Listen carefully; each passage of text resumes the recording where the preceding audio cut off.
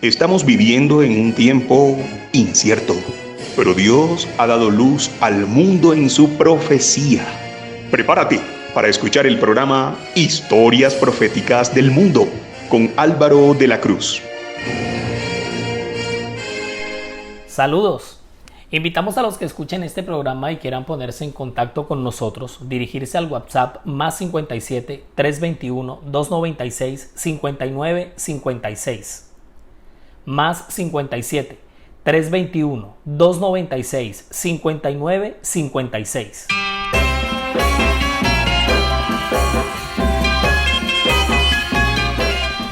En esta ocasión vamos a ver cómo se dio el paso de los israelitas a Egipto.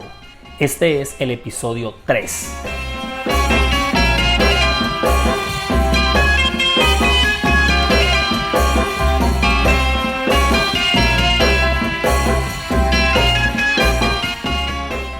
En el episodio anterior vimos la reproducción maratónica de Israel. Este hombre se reprodujo de una manera, pero prolífica, de manera olímpica, maratónica, por medio de 4 mujeres. Las 4 mujeres que van a tener, en primer lugar va a estar Raquel, que va a ser el gran amor de su vida. Esa va a ser su traga maluca. Este hombre, Raquel, va a ser ese amor, el primero y el único.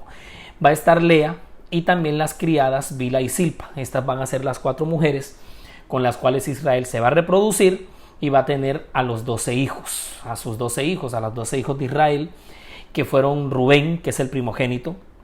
Luego en la lista sigue Simeón, Leví, Judá, Dan, Neftalí, Gad, Aser, Isaacar, Zabulón, José y Benjamín. Esos son los 12 primeros israelitas. Ahora, estos 12 primeros israelitas van a ser los patriarcas de las futuras 12 tribus, que será el futuro pueblo de Israel. Bueno, ahora resulta que para este momento, ahora el turno, en este momento del relato, es para el protagonismo de José, que es el hijo mayor de Raquel, el gran amor de Israel. Bueno, para Israel, prácticamente José era su verdadero primogénito. Pilas con ese detalle ahí. Él va a desarrollar un inmenso apego con ese hijo. Apego que terminó convirtiendo en favoritismo por encima de sus demás hijos. Y amaba Israel a José más que a todos sus hijos porque lo había tenido en su vejez. Y le hizo una túnica de diversos colores. Y viendo sus hermanos que su padre lo amaba más que a todos sus hermanos, le aborrecían y no podían hablarle pacíficamente. Eso está en Génesis 37, versículos 3 y 4. José empezó a crecer como un muchachito puro, activo y alegre. Manifestaba seriedad, manifestaba firmeza moral. Él escuchaba, se embobaba escuchando las enseñanzas de su padre y se deleitaba en obedecer a Dios. Ahora, en la tienda de su padre había escuchado de sus propios labios la historia de la visión que había presenciado cuando huyó de su casa desterrado y fugitivo. Todo eso lo escuchaba José desde pequeño.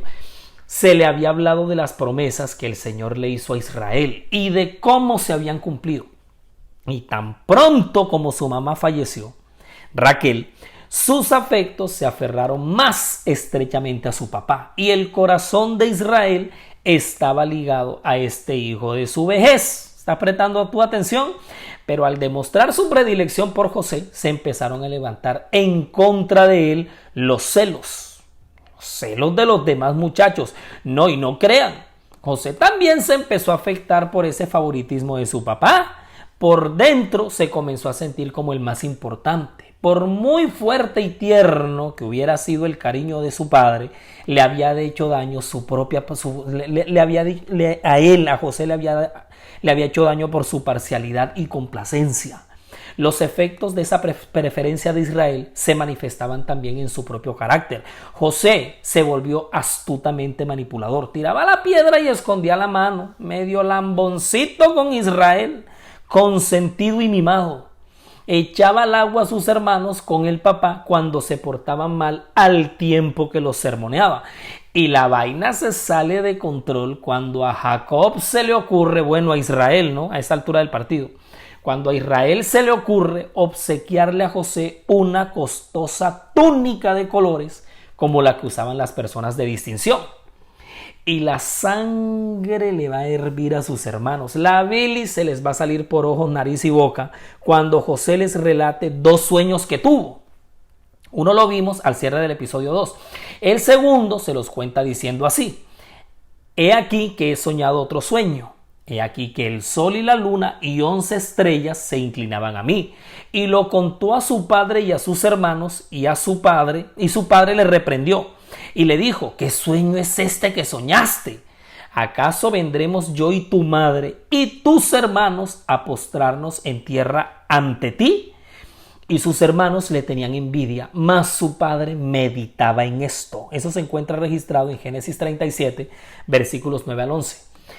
Sus hermanos sintieron odio hacia la pureza que reprendía sus pecados. El mismo espíritu que animara a Caín se encendió en sus corazones. Como Israel tenía rebaños de ovejas en Siquén, fueron sus hijos a apacentar esos rebaños. Ahora, pasó algún tiempo después de que se fueron a apacentar los rebaños en Siquén y no tenía noticia de ellos, y el tiempo fue pasando y el padre pues empezó a temer por su seguridad, Israel. Ahora, a causa de la crueldad que habían cometido antes con los siquemitas, Israel tenía como ese temor de que ahí les hicieran algo por venganza. Ahora, ¿qué hace Israel? Mandó a José a buscarlos y a traerle noticias respecto a su bienestar. ¿Cómo les parece? ¿Cómo les parece la cosa que se va tramando aquí? Mira, si Israel hubiera conocido los verdaderos sentimientos de sus hijos respecto a José, no le habría dejado ir solo con ellos, dice que a buscarlos. Pero Israel no conocía los alcances de sus propios hijos. Bueno, José va obedientemente y va pregunta por aquí que dónde están sus hermanos, va a un lugar, va al otro. Ahí indagando se entera que sus hermanos estaban en un lugar de nombre Dotán. Ellos se encontraban ahí en ese momento. Y ahí en Dotán por fin los encontró. Y bueno, y él preguntando por sus hermanos. Ahora, cuando ellos lo vieron de lejos, antes que llegara cerca de ellos, se dieron cuenta que José traía puesta la dichosa túnica de colores. No, hombre, pero es que este pelado tampoco colabora. O sea, las cosas se dan, el universo conspira para que lo que va a pasar ocurra. Imagínate, y ellos que lo ven llegando con la túnica de colores, que había sido la túnica de la discordia, que había sido el florero de Llorente, que había sido la gota que estaba rebosando la copa, y cuando lo ven de lejos, antes de que se acercara a ellos, se dan cuenta, pues la túnica de colores, ¿quién se pierde con una túnica de colores a la distancia? Pero ni el pensar en el largo viaje que había hecho para visitarlos, ni el cansancio y el hambre que traía José, ni el derecho que tenía a la hospitalidad y a su amor fraternal, aplacó la amargura de su odio. ¿Se imaginan ustedes cuando ya lo tienen cerca a pocos pasos y ellos están contemplando el vestido que tiene y se les vino a la mente que los sueños, que el favoritismo, que el papá lo abrazaba y toda esa cantidad de cosas que venían maquinando en la mente?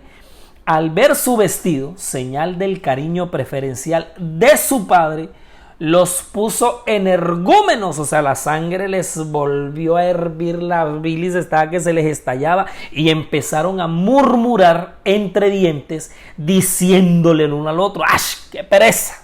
Aquí viene este soñador otra vez.